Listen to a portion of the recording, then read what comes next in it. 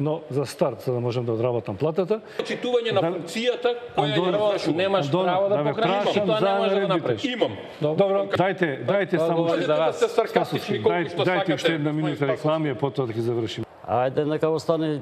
Па тоа прашате го знаев. Чекај сега.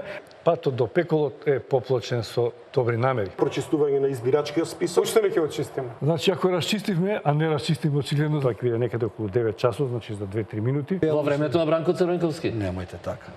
Онтолошки тие се тука. Најкратко кој е Таму ама до пола книга се одбележали. Нема да читаме цел. Ве молам режија.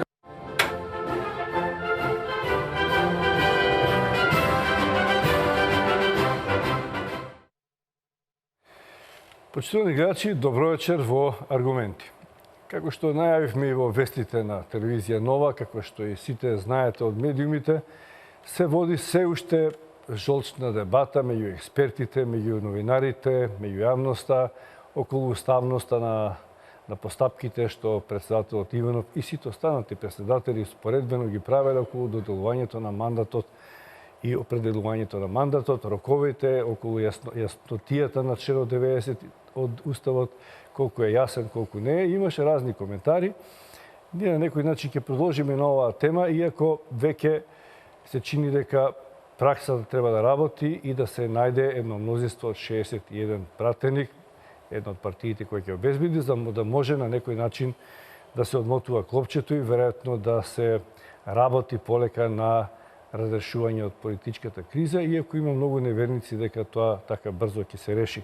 Но бидејќи во овие навраќања и споредби кој председател како постапувал, најчесто како пример беше земена 1992 година и доделувањето на мандатот на Љупчо Георгиевски и потоа на СДСМ.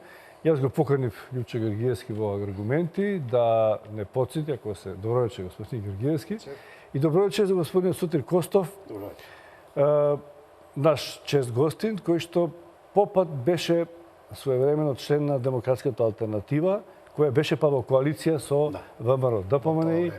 И морам да кажам дека во тоа време, 98-ма, значи ако, ајде ќе искоментирам подоцна, околу условите како се доделува мандат, но господин Георгиевски често ве спомнува, ве подсетијали медиумите и новинарите како беше 92 година, да ни објасните дали добивте мандат, го вративте мандатот, успеавте, зошто не успеавте?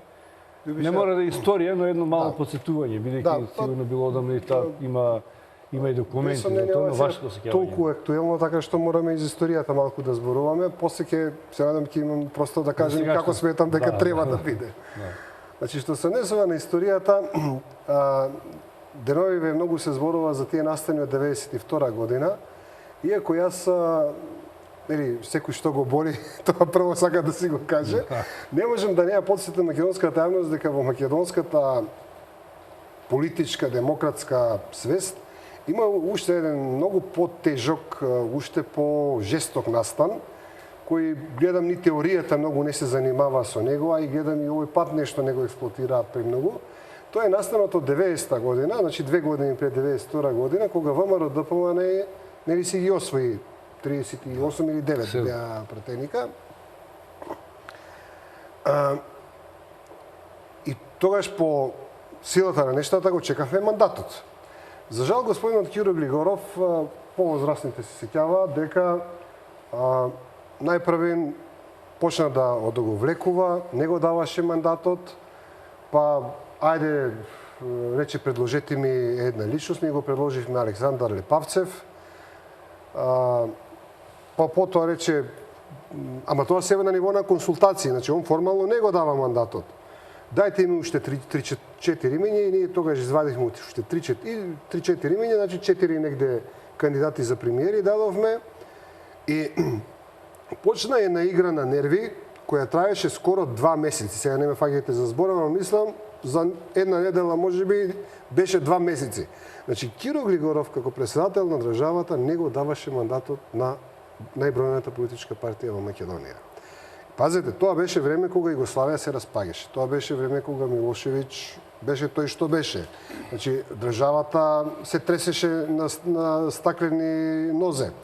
И во една таква ситуација, кандидатот за председател на Македонија од СДСМ, а она што е уште поважно, тој беше избран по пат на договор, ние го избравме него у парламентот, у собранието, не беше тој избран од народот. Значи, апсолутно го бойкотираше давањето на мандатот на победничката партија. И на крајот, со изненадување, го даде мандатот на господин Никола Клюсев. Јас уште еднаш, многу пати сум го кажал тоа и сега уште еднаш ќе кажам, господин Никола Клюсев имаше патриотска провиненција, меѓутоа тој не беше кандидат на ВМРО ДПМН. Тој не беше наш предлог, тој не беше наш член.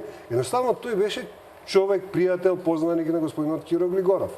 Тие после се раздели и сето тоа е друга приказна. Меѓутоа, во таа фаза, значи ние како политичка партија, кои имавме најмногу пратеници, воопшто не го добивме мандатот.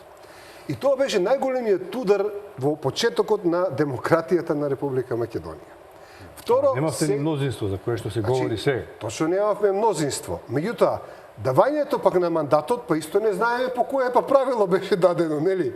Ајде некој да пријавеше мнозинство. Значи на другите да беше дадено. Значи тоа беше едноставно адхок решение кое беше извадено негде на устав. Значи сега зборувам, значи СДСМ денеска се онеправдени, нели, на начин на кој они изборуваат дека се онеправдени. Меѓутоа не можеме да не се подсетиме дека историјата на вакви груби кршења на уставот на Република Македонија тие ги почнаа. Тие ги фундираа во македонското општество и некои од тие за жал станаа правило, нели, кое може некој денеска да се повикува. Вториот пат кога спомнавте вие, тоа беше веќе 92 кога се распадна. Значи тука имавме повторна ситуација, тие го дадоа мандатот поради форма, затоа што они веќе коалицијата беше договорена. Меѓутоа независно го испочитуваа тој член. Така што во таа насока јас можам да кажам дека вториот пат кога беше дадено на Гошев според мене е во ред, меѓутоа веќе третиот пат беше тоа повторно тотално неуставно и ние покренуваме уставна иницијатива. Јас сега знам дека покренев уставна иницијатива, меѓутоа деновиве излезе нели документ дека и Уставниот суд се произнел за таа работа, што е исто така во контекст на целата оваа тука денешна расправа некаква аргументација. Значи, тоа е ситуацијата која не можеме да ја пренебрегнеме, тоа мораме да ја констатираме, затоа што тоа е фактичка ситуација. Господин Костов, дали фактички од тогаш почна тоа прекршување да стане правило или такво читање на членот 90 на што е тоа мнозинство, дали партијата што има најмногу победничка, што има мнозинство во однос на другите или има собраниско мнозинство? Било пред што вечерва да кажам, чувствувам една потреба во име на вистината за македонската јавност да го демантирам ортодоксниот витез на лагата Зоран Заев, дека тој е првиот лидер кој победил режим со пенкало и ливче. Не. Лидерот кој победи режим, денес седи карши мене, тој победи вистински режим, комунистички режим, режим кој ги организираше изборите, а не некоја си пржинска влада, и освои неговата партија на господинот Љупчо Георгиевски, освои највеќе мандати, и замислите не му го дадоа мандатот. Ја ќе бидам малку поотворен, се шпекулираше, бил млад, бил неискусен, а тој со својата храброст, со својата креативност, со мантилчето, со долгата коса, со брадата и со воскреснувањето на идејата за ВМРО, победи на фер, демократски избори, избори кои никој пат никој не ги нападна. Значи, ова не држи. Заев не победил режим, прво не го победи, а второ не е режим. Ама ќе го да објасниме. Видете, имаме устав кој е многу јасен во делот што е напишано, но има фалинки, не е доречен до крај и одговорно тврдам дека председателот Ѓорги Иванов не го прекрши устав. Во еден член се вели, не знам, мислам 90 член е, председателот го одредува мандатарот, го одреди, му го даде мандатот. Член 84. Валјда. Му го даде мандатот на Никола Груевски како председател. на ВМРО-ДПМН и како представник на коалицијата што стои зад него со 25 и 6 политички партии. Во оној подолгиот член вели во рок од толку дена му го дава на представникот, значи на партија, кандидат на партија или партии кои имаат мнозинство во собранието. Сега јас да ве прашам. Никој до сега нема дадено автентично толкување што е мнозинство. Јас би рекол едно толкување е вака. ВМРО-ДПМН 51 мандат, СДСМ 49 мандата, ДУИ 10, Алијанс БЕСА, се нешто ја рипам оваа БЕСА 5 мандати, Алијансата за Албанија, за албанците 3 мандати, ДПА 2 мандати. Мнозинството овде го има ВМРО. Но ако земиме во предвид дека ВМРО владее 10 години, од кои 8 години е во коалиција со ДУИ, ДУИ има 10 мандати, тие имат 51 мандат, во моментот кога се предаваше мандатот или Никола Груевски се издигна на ниво на мандатар од страна на председателот Ѓорги Иванов, тие две партии, тоест коалицијата на ВМРО, ДПМН и ДУИ има мнозинство од 61 глас. И тие веднаш седнаа да се договарат, за жал или не за жал, тие не се договорија. Многу е јасно дека господинот председател не го прекрши уставот. Господинот председател многу мудро го викна председателот на Уставниот суд. Предпоставувам, не знам, председателот го подсетил на историјата, му дал факти, еве ги сега излегуваат на Курир или на некои други портали, излегуваат овие документи од времето на ВМРО и на господинот Лјупчо Ѓоргиевски. И председателот одлучи како што одлучи. Не гледам ништо лошо во тоа, од причина што сега председателот има задача да Македонија не се распадне, бидејќи имаме атаци од сите страни, и да ги викне на консултации сите лидери и да видиме од тие консултации што ќе излезе. За мене, дискусијата треба да ја фокусираме што правиме со платформата. Платформата е постизборна. Платформата нема легитимитет од изборите. Сите си имаа посебни платформи и политички програми за изборите. Таа излезе од моментот кога Заев рече сега му е мајката и ја подотвори вратата за национализми, шовинизми и апетити, да не речам големо албански, и се створи платформа која е целосно во спротивност со основите, принципите и од првиот до последниот член на Уставот и вклучително и преамбулата. Ние треба да отвориме дискусија. Може ли македонска партија да направи коалиција со било која албанска партија што ја подпишала платформата, бидејќи таму се бара малтене да се смени Уставот. Ја вечерва ќе искористам приликата, би го замолил доколку може и сака господинот Лјупчо Ѓоргиевски малку да ни каже за целта на договорот рамковен 2001 што под притисок го направивме, да видевме, ја колку сеќам тогаш рекол, ова е последно, бидејќи многу широка платформа за прифаќање на правата на албанците, рекоа последно, нема веќе, еве сега после 15 години, имаме некои си 90-95% имплементираност на одредбите од рамковниот договор, нам ни се внесува, малтене да станеме источно крило на албанците, тоест на албанската држава, неле таа ни е запад нам. Значи, јас одговорно тврдам дека Уставот не е прекршен. Јас се срамам од некои, знаете како аналитичари кои велат дека се добри познавачи на Уставот, ама ја вака ги нареков. Во моментот за мене има две струи на аналитичари. Едни се конституционалисти, а другите се спиритуалисти. Изразот не е мој, овој вториот, на господинот Саво Климовски е, ама јас го ставам малку така, му давам повеќе внимание од причина што платформата на албанците зборува за духот на рамковниот договор. Некој сака да кажува председателот Ѓорги Иванов го прекршил духот на Уставот. Не постои дух на рамковниот договор, не постои дух на Уставот. Постојат одредби на Уставот и постои платформа која не поминала избори и платформа која не поминала потврда, да речеме, на референдум. доколку тоа се постави на референдум или отидеме сега на избори, па изгласат дури и повеќе претеници албанците, ја би рекол добро, оваа платформа можеби ќе треба да седнеме да разговараме. Значи, се срамам од спиритуалистите, чии водач е господинот Шкарич, а конституционалистите, Саво Климовски сениор, Саво Климовски јуниор, Каракамишева и така натаму, мислам дека правилно го толкуваат Уставот, вклучително и председателот, но тој не го толкува Уставот.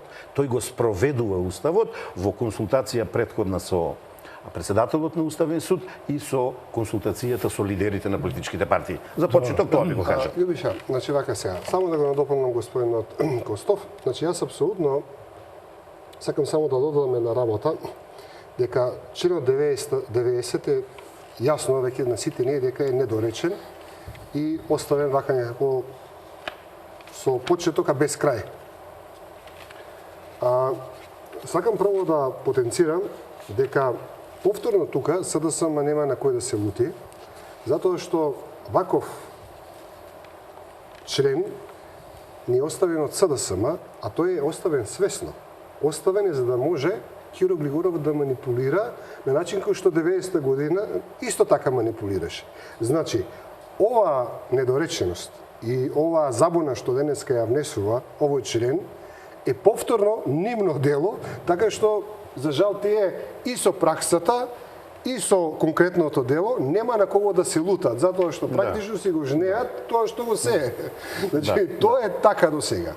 И јас морам да кажам дека слушајќи ги сите овие дискусии деновиве, повеќе, ја сум правник, меѓутоа се обидувам логично да ги протолкувам правниците, значи повеќе ми е прифатливо толкувањето што го даваат господинот Саво Климовски, професорката Тајна Каракамишева, еви господинот Костов вечерва.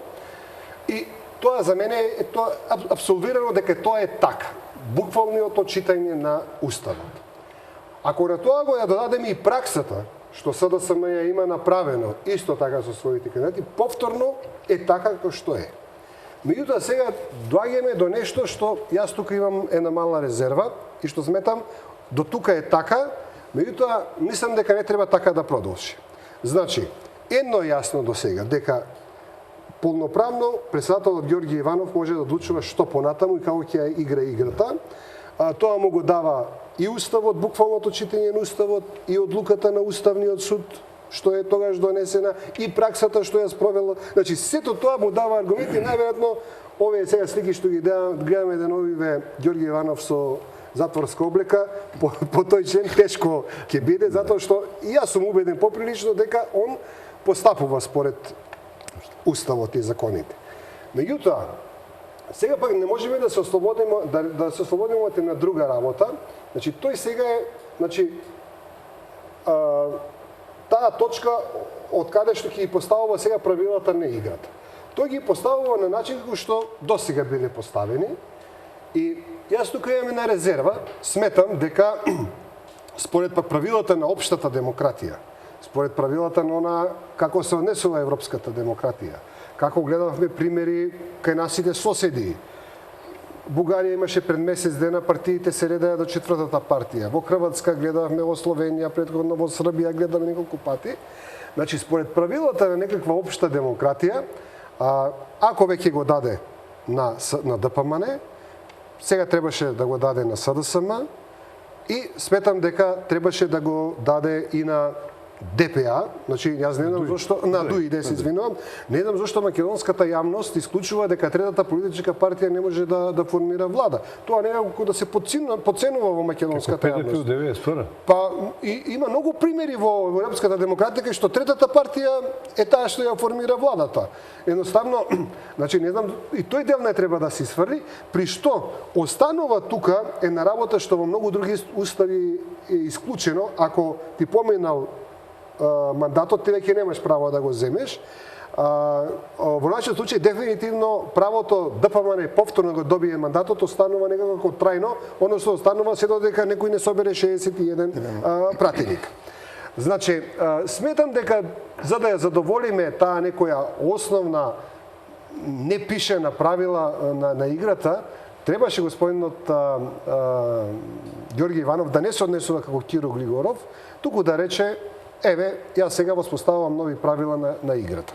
Тоа е таа разлика која јас, да речеме, лично би сакал да ја искажам. Значи, само во делот морам да кажам дека не се согласувам дека господинот Ѓорги Иванов се однесува како Киро Глигоров, а во сето друго да се согласувам со господинот Лјупчо Георгиевски.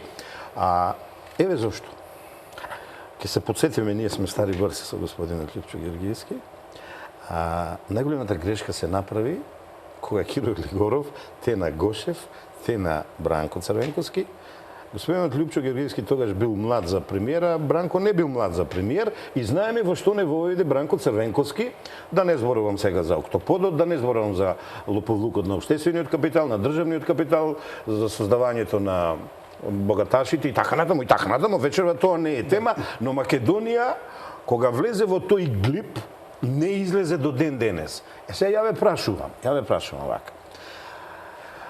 Политичкиот опосум, ќе кажам што е опосум, тоа е едно животно торбар, кое е едино животно на светот, ако го касне змија, не може да го отрови, бидејќи чудно животно, а тоа е нашиот Зоран Заев, од појавата на платформата до очекувањето да добие мандат, молчи трае за платформата. И сега вака вела.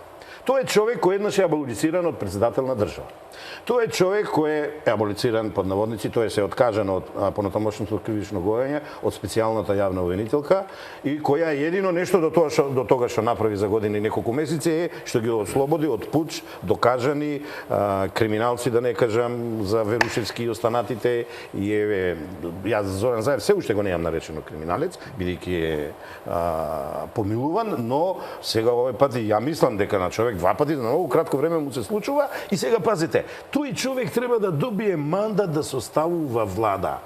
Па дали нам историјата не ни се повторува како фарса и трагедија, не трагикомедија. Па гледате ли кој го отвори од Бернеј луѓе со диаспора криминална албанска? Ја не сум сигурен дека тоа е диаспора на албанците од Македонија. Не, тоа е диаспора на албанците од Косово, од Албанија. Им порача, јас ќе ви дадам двојазичност, уставот ќе го смениме, рамки не постојат во 21 век и така натаму. Па луѓе, па тој човек ќе ни ја распродаде државата. Јас од тој аспект гледано, тој нема морален кредибилитет да му биде дозволено. Сега, господинот Киро Глигоров, се најдобро за починатите, можел да цени харизматична личност, се појави, ги победи, кога им збореше за македонски пари, за фудбалска репрезентација и така натаму. Ни беше добар лидерот, а за да биде премиер не може бил млад и неискусен, па ја не гледам колку е искусен Заев. Од кога е влезен во политиката само има тужби, кривични пријави и ништо поинакво. Ја не би му дал под никаков основ се додека е под прогон. Они како велат Беса и овие други ве. Не сакаме со ВМРО ДПМН, бидејќи има личности кои се под истрага или се обвинити. Тоа е смешно. Презумција на невиност никаква. Значи, сосема спротивно кажува презумцијата на невиност. Па ајде да го примениме и за Зоран Заев. Зошто Беса веќе преговара со Зоран Заев кога тој не знае колка број на кривични пријави има? Во судот изиграва селектор на денеска на обвинители, а во утрешниот ден на судии, овој судија има да ме суди, овој не може да ме суди. Овој обвинител може да ме обвинува, овој обвинител не може да ме обвинува. И од морална гледна точка, тој не заслужува да го добие мандатот. Ако се повикаме на историјата, ја ви тврдам, може би овде сум, не може него сигурно сум највозрасен, сум видел доста работи, но директен учесник е господинот Лјупчо Георгиевски, во какви проблеми Македонија влезе тогаш кога на нефер начин се дограбаа до власта. Ова мене ме подсетува на 90-та, на 92 година.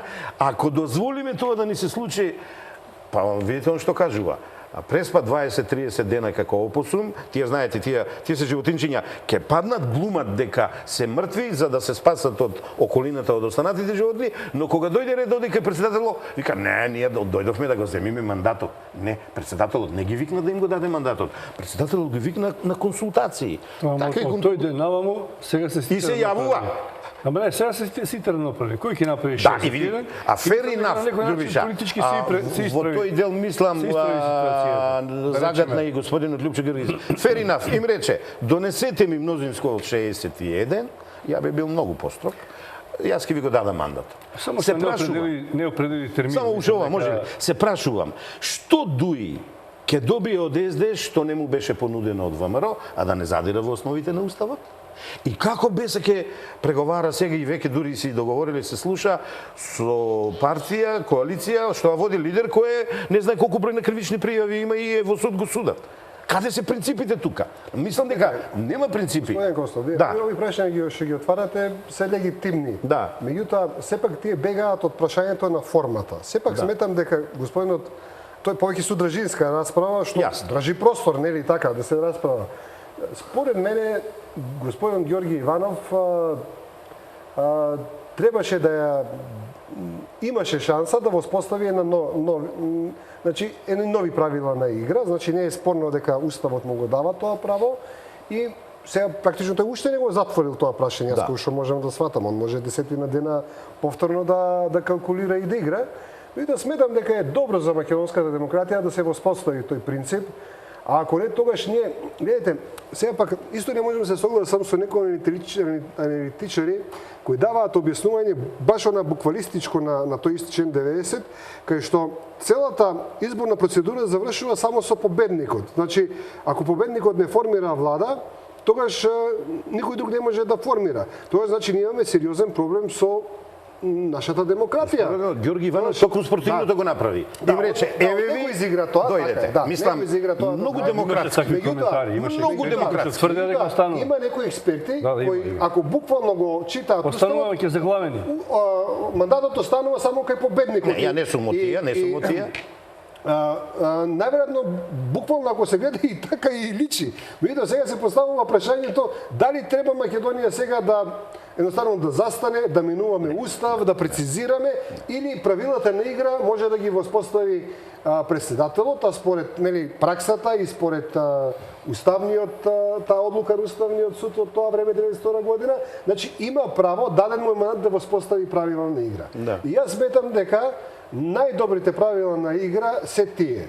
Значи, прв, втор, трет, меѓу време ако некој собере 61, повторно отворена вратата. Зашто дали може да се промени уставот во тој дел и со закон, господин Костов? Или па тоа да го избришеме и со закон да се регулира и тоа што е недоречено. Има многу држави кои што многу работи не се регулирани со устав, токму заради тоа, за да нема вакви проблеми. За воидно тие сега се пледира да речеме да идеме па на избори. Може да идеме многу брзо на избори. За мене единственото правилно решение е тоа. Ама ако тие избори да речеме па после тоа ќе имаме пак толкување на член 90. Да, пак ќе имаме истиот проблем. Мислам дека поинако рекомпонирање ќе имаме од резултатите. Ама тоа е пак неизвестност. Значи и во иднина може еден да победува или друг со 20, со 3, со 5 разлики. Тоа може да биде причина некој да ги бойкотира изборите. Можеби тогаш треба да видиме, да прецизираме што е тоа уставот што треба да го решиме, да го затвориме па да се конечно реши. Меѓутоа јас лично сметам дека не треба да се менува уставот. Сметам дека господинот Ѓорги Иванов може сега да ги напише правилата на играта и во таа насока не гледам. Мислам дека ќе направиме и добар чекор и према меѓународната заедница, што мислам дека е важно. Не е единствениот. Јас само имам неколку години да ги споменам, ќе одиме потоа на реклами. Значи, 2002 мандатор е Бранко Црвенковски со 60 пратеници. 2006 ВМРО ДПМН Груевски му го дава исто така веднодейство. 98 и 2008 се единствените датуми кога ВМРО ДПМН имал 62 и ВМРО ДПМН имал 63. И тогаш во буквална смисла на зборот е без албанските партии. Членот 90. Другите години значи само еднаш е почитуван член. Значи Бранко исто така го давал на партијата што имала мнозинство или била победничка, бидејќи терминот мнозинство ако буквално читате мнозинство во парламентот, значи мнозинство од другите или мнозинство парламентарно мнозинство. И таа Не пишувач точка парламентарно мнозинство. во парламентот. Но отвара тоа едно друго прашање, дали треба можеби да се размислува за предизборни коалиции, како што ВМРО ДПМН го имаше со демократската алтернатива, тоа беше предизборна коалиција. Дали тој член од уставот инициира партија или партии, тогаш Ама не може тоа сустав, тогаш би била обавезна, би била задолжителна, а тоа не е демократија. Ама турка не е кон тоа, демократија. за да се обезбеди, како да ви кажам, партиите што ќе влезат во коалиција, ќе знаат дека во старт ќе го имаат мнозинството за мандатот. Но ајде да одиме прво со реклами, а потоа ќе продолжиме и на други актуелни теми, бидејќи ова мисля че дека и саат време нема да ги црпим уставните можности и вариации на оваа тема. Еве во аргументи разговараме со Љупчо Георгиевски и Сотир Костов, го поминавме делот, мислам дека го поминавме делот околу уставните надежности, можности, почитување пракса и почитување на членот 90, дали е тесен или не, остана дали идните генерации ќе го минуваат уставот, дали тоа со закон ќе го решават, но очигледно нешто треба да се измени, бидејќи ние во иднина ќе треба постојано да го толкуваме, што не е добро за преку толкување да се одлучува кој ќе биде мандатар и кој ќе состава влада. Господин Георгиевски, во своето прво излагање Костов го спомна Охридскиот договор и платформата на албанците. Вие сте исто така еден од подписниците на Охридскиот рамковен договор. Тоаш не благопријатно го прифативте тоа. Не знам со годините дали нешто се промени во однос на тоа, но оваа платформа дојде како незадоволство од примена на Охридскиот рамковен договор. Малку се радикализира и некои од барањата во оваа платформа, предпоставувам, ве подсетуваат на 90-тите години, бидејќи добар дел од некои точки во платформата се скоро идентични со барањата на албанските партии на ПДП од 90-тите години. Знаме, химна, грб и многу други. Јазикот. Да. Значи, ова прашање гледам исто така е актуелно прашање и нели и сакам јас и да го кажам своето мислење. Прво, би сакал принципиелно да зборувам за проблемот, па после ако имаме време малку и за реалноста би зборувале. Сакам да ја подсетам македонската јавност дека 2000-2001 година една група на луѓе почнаа војни конфликти во Република Македонија. Тие прво се вика ОНА или УЧК, чиј лидер беше господинот Али Ахмети. После подпишувањето на Охридскиот договор, тие се денешната ДУИ, каде што преседателот на ОНА е истиот преседател на ДУИ, делот старешините се пратеници, делот они кои спроведуваат терористички акции се исто така министри, дипломати, директори. Значи, континуитетот, па и тие не го кријат континуитетот, ние се гордеат со континуитетот, е јасен. Значи, сакам да подсетам на една работа, дека тој конфликт или граѓанска војна или инвазија од Косово или не знам, ја мислам дека македонската правна наука се уште нема име што е тоа што се случи таа 2001 година. И тебе војен конфликт да го наречам, заврши со така наречениот Охридски договор. Ако го читате тој Охридски договор, вие ќе видите дека групацијата ОНА, начело со тогашниот командант Али Ахмети, има само една обврска – да го положат оружјето и да дадат мир и стабилност на Македонија. За возраст на тоа, Република Македонија, значи, требаше да смени, не знам, 37 члена на уставот, за да амандмани, нели, кои беа прво Охридски договор, кои станаа после Устав на Република Македонија, амандмани кои беа донесени во едни тешки преговори, значи тие преговори, еве ги тука и уставот, значи тие преговори се водеа во едни тешки услови, додека се уште гинеа луѓе, се рануваа луѓе, Македонија беше на некој начин на работ ни ваму ни таму, меѓутоа ние преговаравме. ДУИ не беше директно на масата, меѓутоа тие дава полн легитимитет на ПДП и на ДПА да преговараат во нивно име. Го подпишавме тој договор и она што е многу важно, на тој договор гаранција дадоа, вие се сеќавате на подпишувањето дојде од НАТО, генералниот секретар на НАТО, господинот Робертсон, и од страна на Европската унија господин Хавир Салана мисли че беше тогаш министер за надворешни работи на неутралитет дјутија тие беа преговарачи. Преговарачи тamo беше со. Значи преговарањето беше со нивна помош, а овие беа како гаранција на тој договор. Сега. Тоа е едниот тикс кој зборуваме за кој треба да го поставиме. Вториот тикс кој треба да го поставиме е што тие луѓе дуи начело со истиот председател од тогаш до денеска, кој не се лажам, 12 до 13 години се во власт, со различни влади. 4 години со СДСМ, па после со 8 години, значи 12 години со ДПМН, ВМРО ДПМН. Значи, тука доаѓаме до вториот дел. Се што требало од Охридскиот договор да се спроведе, да се доспроведе, нешто му фали, нешто не му фали, значи требало да, значи, во тие 12 години самите тие да си го поправат. Кој е сега виновен што тоа не е поправено ако нешто фали во тој Охридски договор? И сега после 15, значи од 2001 година, после 15 години, ние сега имаме повторно платформа која, ако ја читате, тоа не е ништо друго, туку, според мене, тоа е поништување на правилата на играта од Охридскиот рамковен договор. Извинете, јас ја читам 3-4 пати оваа платформа. Во неја гледам, има, ако земете членови и подчленови, таму има 50 на точки што треба ние допрва да ги решаваме како македонска држава. Чекајте сега. Сега ако ние 50 точки имаме отворени со албанците, што треба да ги решаваме, значи што е сега Охридскиот рамковен договор?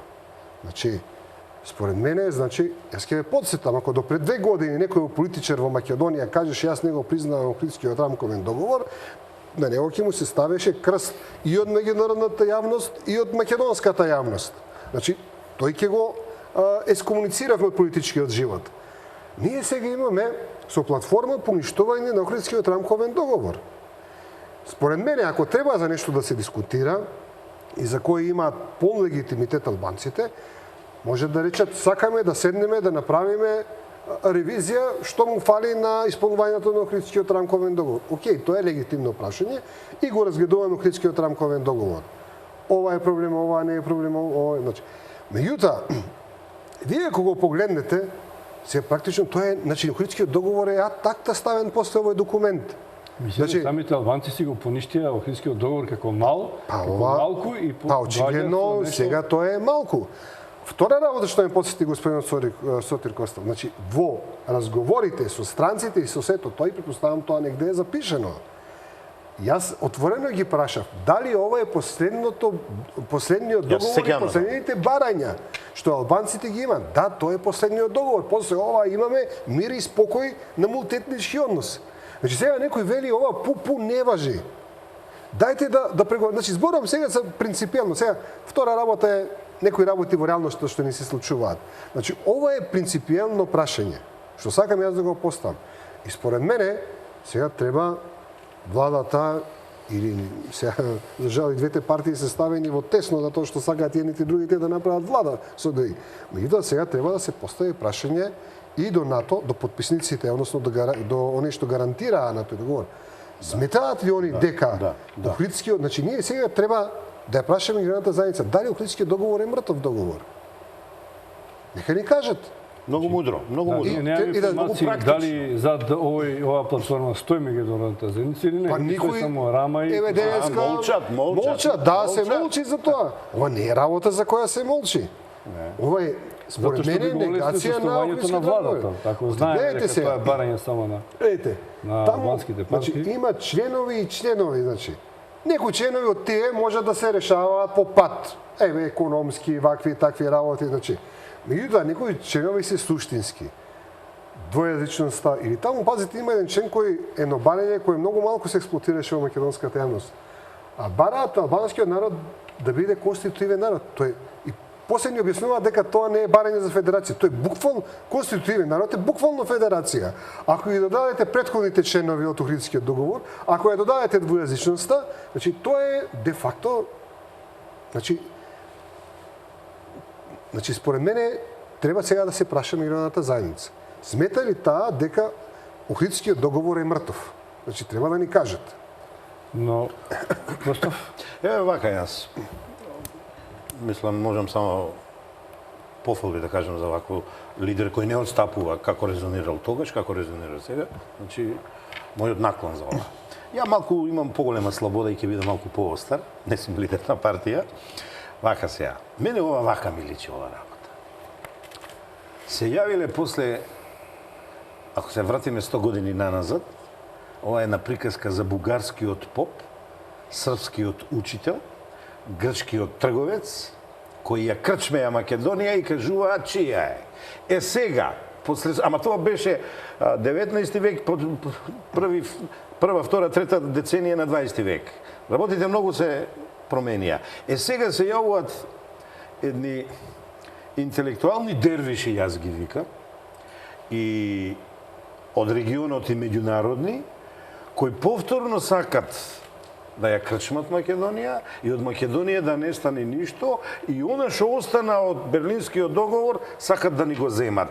Тука сум дециден, ви тврдам. Значи, ова е, знаете, метафора, не мислам у религијата, интелектуални дервиши, мислам на Рама, на Тачи, на антимакедонистот Плевневалиев, на поднаводници будалиот кој сам се нарече, ние сме будали што признаваме Македонија, Дачич, и што мислите, Ципрас случајно последен се јави од Белград која беше кај нашите северни соседи, кој кажа Македонија пак има шовинистички, редентистички барања, каде?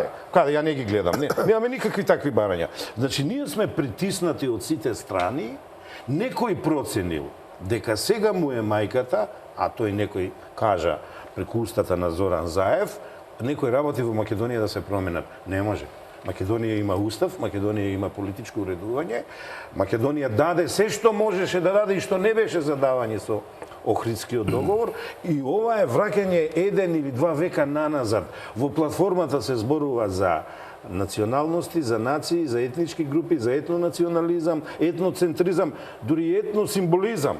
А чекајте, луѓе, нашиот устав зборува за граѓани, за сувереност на граѓани и така натаму и така натаму. И сега пазите, им дадовме пред 15 години покрај нашето знаме, да го веат и знамето на некоја си, не знам, тоа не е матична држава, ама нека биде матична држава албанската, нека биде матична држава турската. А постојно македонско знаме. Значи имат право што македонците не смели да помислат во Грција, во Албанија и во Бугарија особено. Они ги имат тие права. Јазикот го имат во сите општини каде што се доминантни, како е ли 20%, го има тоа, дали се спроведу или не. Тамошните од локална самоуправа тебе тоа да го видат. И сега јазикот го сакаат на цела територија. Во Делчево го бараат, во Берово го бараат. Значи таа работа не иде. Да. велиме дека тие бараат многу, така? Премногу. Две прашања. Ако бараат многу, кој ќе ги спречи да не бараат многу? Значи, они го поставија тоа. Да. Тоа е на маса. Да. Не Не, може масата не е никој да битна. рече. Тоа ќе оди на референдум или на избори. Не може. Второ, Ово е постизборна платформа. Ве молам. Второ, двете македонски партии во тенденцијата да формираат влада, влегуваат во Тука е проблем. муабет за прифаќање или не прифаќање на законот. Тука е вака, ја ќе се доискам. И трето, господин Георгиевски, вие бевте еден од ретките и единствениот кој тогаш се соочи со моќта на меѓународната заедница. Мислите дека сега не стои пак меѓународната заедница? Не знаеме, меѓународната заедница не се изјаснува по тоа прашање. Затоа јас велам, ние треба да ја прашаме дали меѓународната заедница сака да го поништи Охридскиот договор и да има нов договор. И ако рече меѓународната заедница, најверојатно и не се исцрпени горе-доле шансите, ќе видиме што можеме да добиеме. Меѓутоа, сакам само уште една друга работа да ја спомнам, и господин Сидор Костов ја спомна малку. Знаете, во македонската јавност по прашањето во овие 2 месеца на двојазичноста се создава една забуна и мислам дека малку и албанските интелектуалци ја создаваат таа забуна. Значи, ако ја прочитате платформата, таму е барањето албанскиот јазик како втор официјален јазик. Ако чуете дел од објаснувањата на одредени албански интелектуалци, за да ни се види работата дека не е толку страшна, тие ни објаснуваат дека тие практично бараат албанскиот јазик да биде само втор службен јазик во контекст на Охридскиот договор. Да, и тоа тука го спомнуваат зошто албанецот во Струмица или во Делчево ако сака да отвори фирма, да не може на албански јазик, значи тоа се две различни категории. Една работа е службеноста во контекст на Охридскиот рамковен договор. Дали ние сме спремни како македонци да ја прошириме на целата територија на Македонија. И јас лично сметам дека од сега немам инсайдерски информации од тоа што го гледам во овие сега дискусии, дека и ДПМН и СДСМ дека кокетираат со таа работа. Меѓутоа, втор јазик официјален, јас мислам дека тоа не сме ни свесни за последиците што тоа може да донесе за Македонија. Го кажате преска. Тоа мислам најмно да влеземе во таква прикажба. Речење на уставот и на унитарноста на државата. Тоа е веќе, значи вази, ако ви имате два официјални јазика, значи едниот јазик го исклучува другиот. Значи апсолутно тогаш македонскиот јазик за еден дел од популацијата во Република Македонија веќе нема друга унитарна држава има два јазици звани. Меѓутоа не само тоа, тогаш македонците во делови од Западна Македонија ќе бидат приморани да учат албански јазик ако сакаат да преживеат. Значи, тоа е веќе еден многу сериозен удар на се она што се нарекува држава, унитарна ли, демократска, граѓанска. Значи, тоа веќе не е ни граѓанска држава, ние можеме да разговараме што сакаме. Значи, за мене, секоја држава треба да се труди да биде подобра и поквалитетна и да оди понапред. Ние единствено легитимно прашање после Охридскиот рамковен договор е прашањето како Македонија да ја направиме по граѓанска држава. И тука нека кажат ова пречи, ова треба да се додаде, ова треба да се извади. Значи, тоа прашање да правиме граѓанска држава е легитимно и отворено. Вие гледате уставите на сите држави во Европската унија се менуваат перманентно. И тоа, ова дефинитивно не е рецепт за граѓанска држава. Лјупче, јас само нешто што не се докажав, под опасност да ми се налјути вечерашниот соговорник, а и лидерот на ВМРО ДПМН Никола Груевски. Добро, што мислиме ние? Лјупчо Георгиевски не можеше 90-91 да состави влада со ПДП да седне, бидејќи одма после тоа излезе Илирида. Не го гласаа уставот, излезе Илирида и побараа што побараа. Не, државник. Тој правеше македонска држава. Си постоеше албанска држава домицилна, и ова е македонска држава. Кога се делевме од федерацијата кога се распаѓаше. Што мислите сега после толку години тркалото го вртам напред? Никола Груевски не можеше да состави влада, да се договорат 70% од платформата ви ја прифаќам, за другата ќе разговарам и така. Не, државник не дозволува некој да му ги подкопува темелите на уставот. Како премиер досегашен, веројатно можеби и иден се труди да ги заштити уставниот поредок, политичкиот систем на унитарната држава, чие име е Република Македонија. И сега, Зоран Заев, ама така го посакува мандатот, што ќе им понуди, се извинувам вака господин Георгиевски, кога треба да го менува уставот? Имаме ли двотретинско? Па ние немаме бадентерство во мнозинство со ваква рекомпонирање на политичките партии, а камоли за менување на уставот? Не, луѓе, не можеме да составиме влада која би сменила нешто од уставот. Ако Дуи е подготвен да преговара за Охридскиот рамковен договор, сега зад неј имаше неколку партии кои што можеби ќе притискаат за порадикални барања кои што ги запишаат заедно. Гледайте, господине Косто, значи тие ќе не верувам дека се тука се поставува воопшто во принцип непринципелноста на албанските политички партии. Значи тука ние имаме независно дали се работи за СДСМ или за ВМРО ДПМН. Тие излегува со една тотално непринципиелна ова платформа. Па ја не знам дали ќе се повречат. Меѓутоа, мене ми е жал што македонските партии се доведува борбата да ја водат на живот и смрт.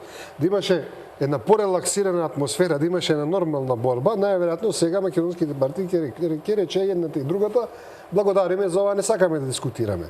Сега едните и другите, за жал помалку, кокетираат со таа платформа, да видиме дали ова можеме, дали ова не можеме. Може би знаат дека ова што вели Костов во двотретинското мнозинство нема да им пројде, па затоа влегуваат во шема да Може би, лекуваат нешто што темата знаат е дека отворена. Темата е ставена на маса. Де јуре нема да може да Според пројде. мене ова е една непринципиелна политика и спомнувам и некои работи, значи што да речеме па исто така дополнително не само Охридскиот договор, туку самото, значи самото учество на истите луѓе ја прави работата дополнително непринципиелна.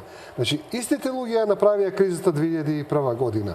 Истите луѓе стоеја за Охридскиот договор, истите луѓе 12 години се во власта и сега тие велат дајте да ја смениме, да го смениме правилото на игра во сет утакмица.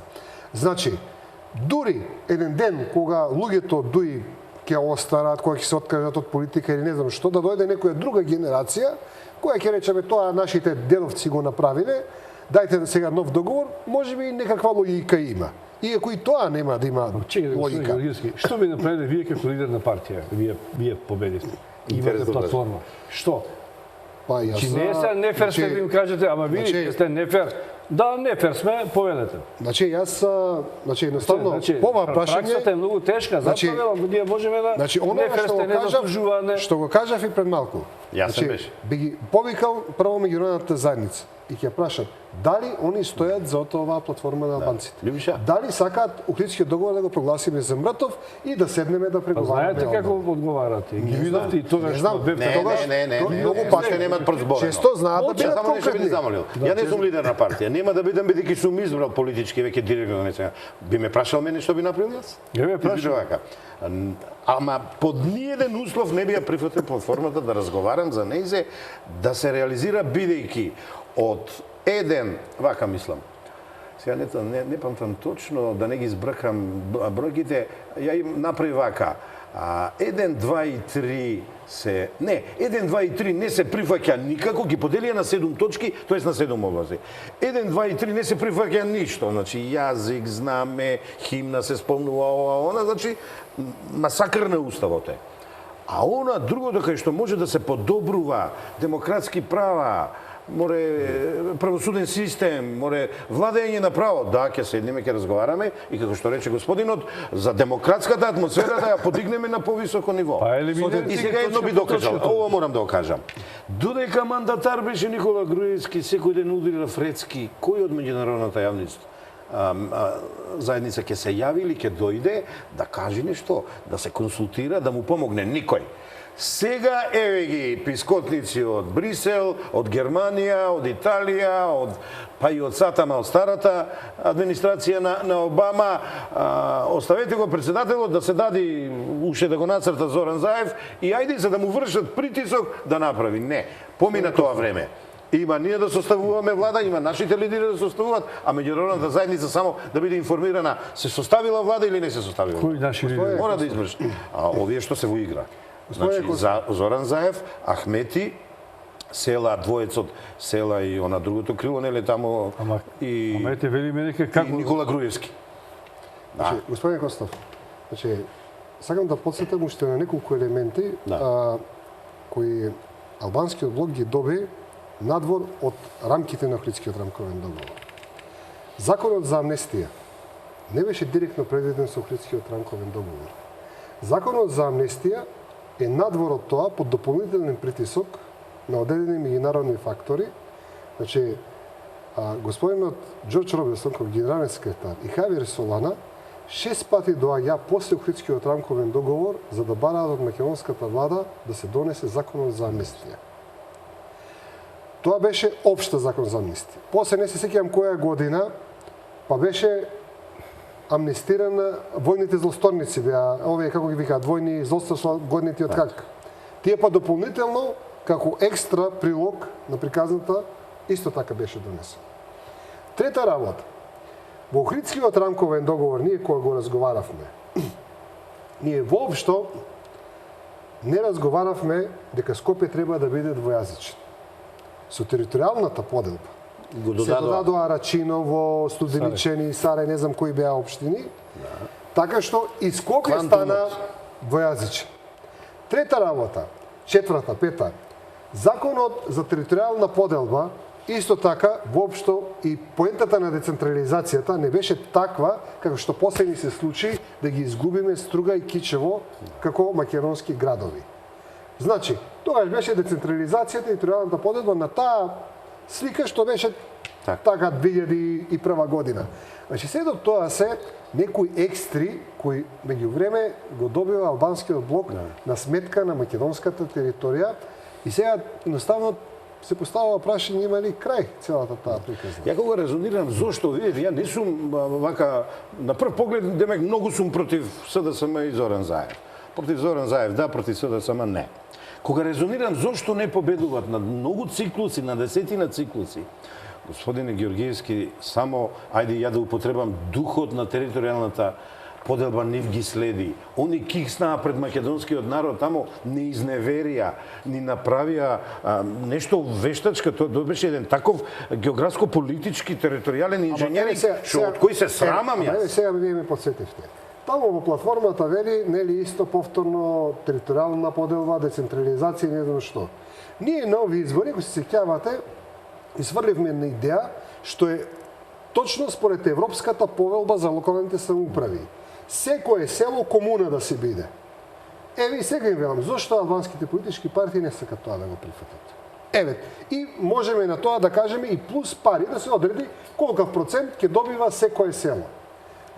Значи, како оние замислуваат? Оние замислуваат цела Западна Македонија да оградиме и после да ја направиме, тоа да биде децентрализација. Па тоа не е децентрализација. Немој вечер да ви се јаве Заов и да ви рече комуна да ја смените во кантон. Не, па добро, За да смееме малку. Тие се различни општини, некаде ги потреба збор, општина, негде град, негде комуна, тоа е тоа. Меѓутоа, комуна е баш општина, ама мала, од мал тип.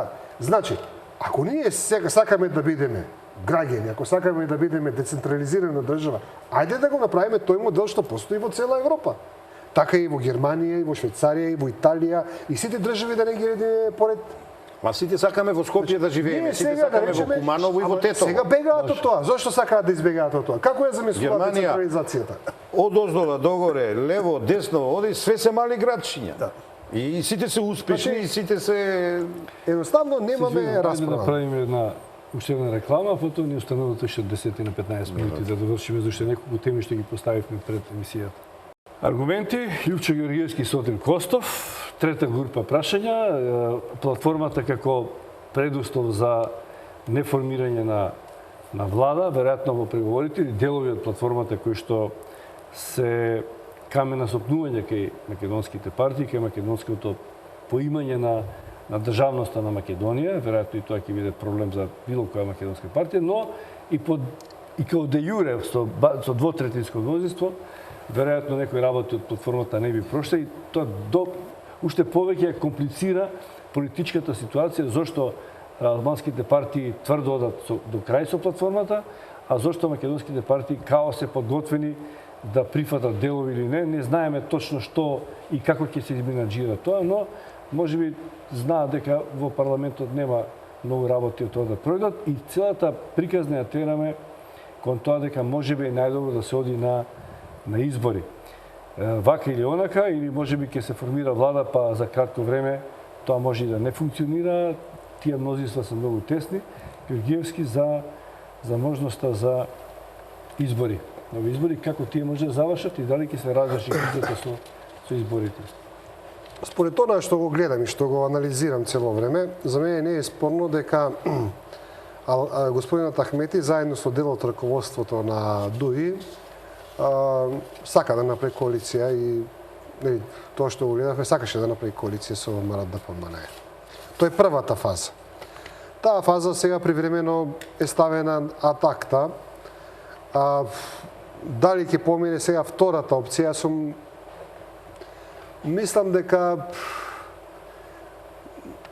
сега банко платформата да ја спомнеме од преска, мислам дека таа платформа малку и кај албанците политички растеглива и ако одеше коалицијата со ДПМН, таа ќе се преминуваше малку селективно.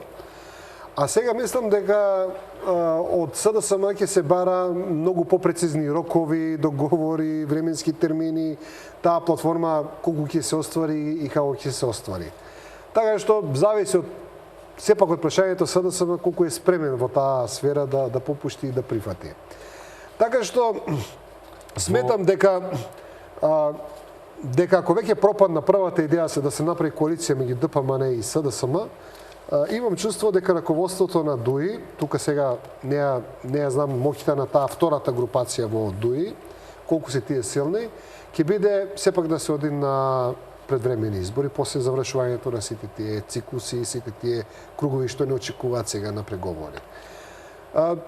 Така што тоа е нешто што вака како интуиција можем да ви го кажам. Преговорите една од точките за кои што јавноста колку е информирана беше дека спорно било и постоењето и рокот на специјалното јавно обвинителство. Тоа може да ги отежни работите и што мислите за улогата на СЕО генерално? Па гледате, зошто едните се придржуваат, зошто сега ДУИ менува став дека тоа треба? Јас во принцип сум од оние политичари што ја поддржува улогата на СЕО и самите 4 политички партии тоа го прифатија. И давам поддршка, сакам работите да се расчистат преку СЕО. Видам, не можам да кажам дека последното публикување на Пуч не го прифаќам лично сега како човек и граѓанин, затоа што сметам дека не беше принципиелно. Прво ние преку таа афера Пуч чекавме да видиме и другата страна на медалот. Тоа е општо како принцип и немаше поубав начин да видиме дека е некој невин или некој е крив, освен тоа ако не го гледавме пред наши очи во судот, со присуство на новинари, на медиуми и на сето тоа. И не знам зашто таа шанса СЕО испушти на таков дури наивен начин, кога и тие знаат дека секојдневно се напаѓани од власта, дека се под контрола на опозицијата. И јас сега можам да кажем некои мои лични задршки. Јас на самиот почеток, кога се отвори аферата со прислушкување, реков дека првата работа што треба да се расчисти пред се е кој прислушкувал во Македонија и тогаш исто дадов една моја проценка. Не е спорно дека владата прислушкувала. И најверојатно тој дел ќе го гледаме и преку овие другите два случаи, Титаник и кој беше второто, два дела се водат, нели? Тврдина ли, не знам како беше, кои што подудараат таа тема. Меѓутоа, останува второто прашање, значи, ако не е спорно колку владата или луѓе на владата прислушкувале, ќе остане вака малку нерасчистено колку овие уфарлените играчи исто така си земале за право да се приклучуваат и тие дополнително да следат. И има некои работи што се, да речеме, не можете го така да се отфрли. Значи, вака сега, ќе ви спомнам само две работи.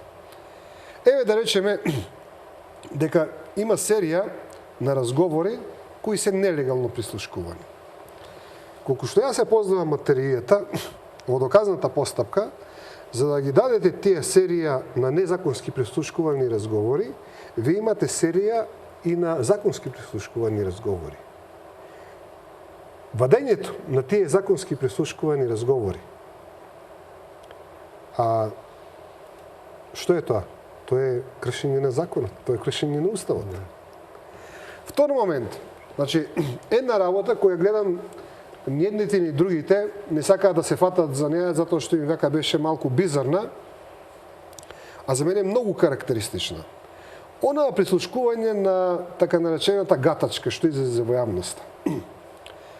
Според тоа што го видовме во јавноста, значи тоа беше снимање кое било направено кабинетот на премиерот и со тоа вклучување и исклучување е јасно дека во кабинетот некој го вклучил и го исклучил. Значи, тоа е разговор што не е злоупотребен нигде. Значи, и тоа не е работата во тој разговор. Работата е што можеби одредени политичари во Македонија снимаат одредени разговори, не бизарни со гатачка, значи ако снимали со гатачка, ќе снимаат и со амбасадор утре, така, ќе снимаат и со дипломат, ќе снимаат и со политичар. Јас знам да речеме ние во една просторија исто така имавме елементи за снимање на разговори. Во една само просторија, не беше таа кабинетот на премиерот, беше таму една друга конференцијска сала. И одредени разговори кои сме сметале дека се важни, сме ги снимале.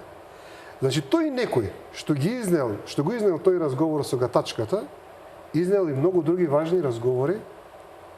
И сега таа работа што Тука може ли е малку само Истина, да таа направам? работа мораше да се испита до крај. Мораше да се отвори до Видите, крај. така. Тоа мислам дека тој дел непринципиелно се заврши. Може би вака површно се разликуваме или вака на вид, а може би и не се разликуваме. Ја би рекол не. Владата не прислушкуваше. По ова прашање сакам да кажам. И сега на крајот убаво кажа господин Георгиевски. Ајде да се присетиме дека крваревме ние од истиот човек, ајде да го тргнеме настрана Зоран Заев од Верушевски, со големото уво. Владата ли снимаше? Не. Одметнати луѓе. Човек што мисли дека може да го уценува Бранко Црвенковски, дека може да го оценува Лјупчо Георгиевски, доста Димовска, дека може да го оценува сега повторно Зоран Заев, да го оценува Никола Груевски, снимал. Ја ви тврдам, тој човек со странски фактор се има поврзано, а користел ресурси што ги подкупил од системот за безбедност. Значи, не го бранам системот на безбедност, но ја ви тврдам, па како би ќе се сниме владата самата себе и добар пример даде господинот Георгиевски. Значи, сепак некој друг снимал. Сепак некој друг снимал. Јас би рекол Но до кога ќе делумно. Добро. Јас сепак си стојам на ставот не мора во се согласуваме. дека еден голем дел од тие разговори сепак ги снимала Не знам колку луѓе на имаме владата. простор да ни Меѓутоа, даде податоци. оставам простор Да. дека тука има уфрлани Истиот играчи. човек со истата Да, групација и поготово не што се растори работи- со големото Значи, уво. исто поготово што се работи И за нанесе штета на Македонија. Значи вака сега, поготово што се работи за истата групација, и јас не Да. можам таа групација да ја едноставно да ја бранам. Да. Таа е групација што пазите, тие снимки ги продавала на некои за пари. Обелодувањето на тие снимки при македонската јавност не беше затоа што затоа би тие многу добри и коректни и сакаат да видат да чуе македонската јавност. Објавувањето на снимките настана од кога владата го направи ударот. Најверојатно да немаше таков удар на затварање, повторно работата ќе се останеше на некој внатрешно ниво. Уцена, полууцена, договарање. Па тие снимки вие се сеќавате, од август почна да се зборува, а во јануари излегла Февруари. Значи 6 месеци зборуваше дека има некои снимки. И тогаш ние не ги Калкулирал видовме. некој. Сака да каже господин Некој Георгиевски. калкулираше со тие снимки. Ние не ги чувме. Океј. Значи, само уште едно прашање, Георгиевски. Завршите на овие избори со 20 и колку хиляди? 5006. Тоа е околу 2 до 3 пратеника. Па ако е една изборна единица, околу 3 пратеника. Сега как ќе се приклоневте, бидејќи останивте отворено тоа дека па- вие ќе сакате да одлучувате? Тоа е тоа што го зборувавме. Дајте ни 5 пратеника за да Македонија биде нестабилна. Нестабилна, сега ќе беше лесно. конструктивно, конструктивно гласа нестабилна. Нели така, конструктивно нестабилна. За жал, тоа граѓаните Ќе не одите сакаат пак да на видат. избори? Па ќе видиме, рано е сега, не знаеме да што ќе има.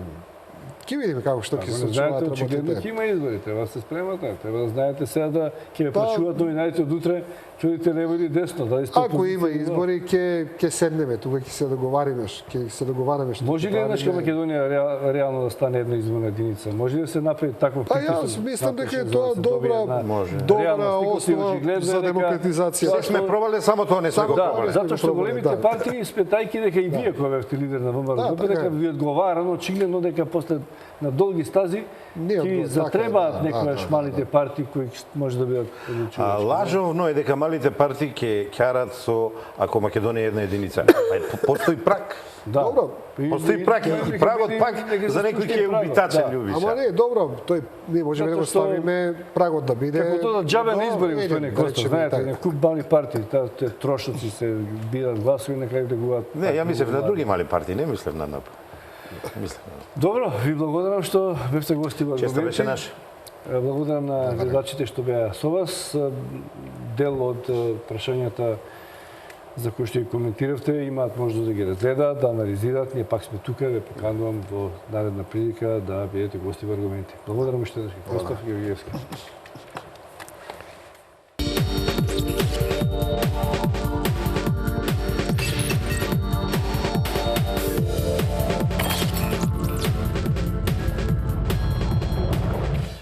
Но за старт, за да можем да одработам платата, Читување на функцијата која ја извршувам. Немаш право да покажеш, Имам, тоа не може да го направиш. Имам. Добро, дајте само Можете да сте саркастични колку што Дајте уште сакате. една минута реклами, а потоа да ќе завршиме. Ајде, нека остане Па тоа прашате го знаев. Чекай сега. Патот до пеколот е поплочен со добри намери. Прочистување на избирачкиот список. Уште не ќе очистиме. Значи, ако расчистивме, а не расчистивме очигледно, така биде некаде околу 9 часот, значи за 2-3 минути. Во времето на Бранко Црвенковски. Немојте така. Онтолошки тие се тука. Најкратко кој Таму, ама до пола книга се одбележали. Нема да читаме цел. А ве молам режија.